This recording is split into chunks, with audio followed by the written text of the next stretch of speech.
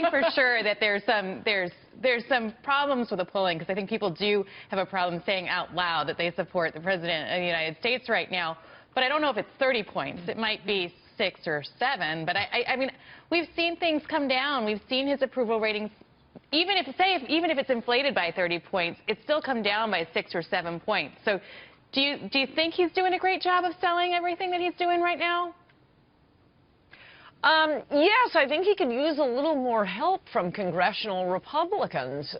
One thing I was hoping that Trump wouldn't have to deal with, I mean, the things that I and I think most people who supported Trump really like about him are, well, his instincts and his love for America and not being wedded to the particular talking points of the Republican Party. He's what I always thought the Republicans were. But, for example, on bringing jobs back, trade, immigration, building the wall. One thing I thought, of all the things the president would not have to deal with is the repeal of Obamacare. I mean, these congressional Republicans have had 7 years. Right. They can't come up with a free market plan. They should just roll it out, pass it, and send it to him for his signature. That isn't really his bailiwick. You know, how to have a free market in health insurance, which would take exactly one sentence of the bill. There shall be a free market in health insurance. That right there takes care of 90% of Americans, and then we can have, you know, the rest of the bill deal with the welfare cases. Well, it doesn't look like they're going to get the votes for the plan on the table now from Paul Ryan. Do you think these guys are going to be able to work this out and get the agenda executed in the timeline that they're expecting? And that is health care plan out by Easter, tax reform plan out by August. I'm getting a little pessimistic, particularly because of what's happening with Obamacare. Again, 7 years they've had.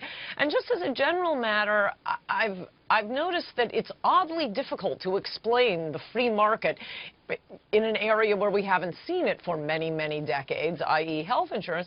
I mean, we're living in a country where we buy everything else on the free market. Shoes, flat screen TVs, iPhones. Yeah. How about car insurance?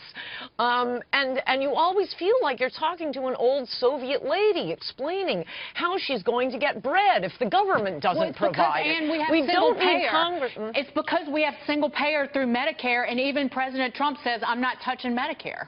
That's why. Well, yes, and I agree with Trump. People have been, I mean, Medicare may be a Ponzi scheme, but people have paid into it. And I think it would be outrageous to cut back on Medicare and Social Security. Americans have been paying into it their entire lives, but going forward, and for non-Medicare cases, i.e. everyone until age 65 and everyone who buys his own health insurance, let me buy health insurance on a free market. I don't want to have to pay for, well, your kids to stay on the plan until they're 30. I don't have to pay for maternity care and pediatric dental care and gambling addiction and psychological counseling and sex change operations, and I can't buy that. We don't need Congress.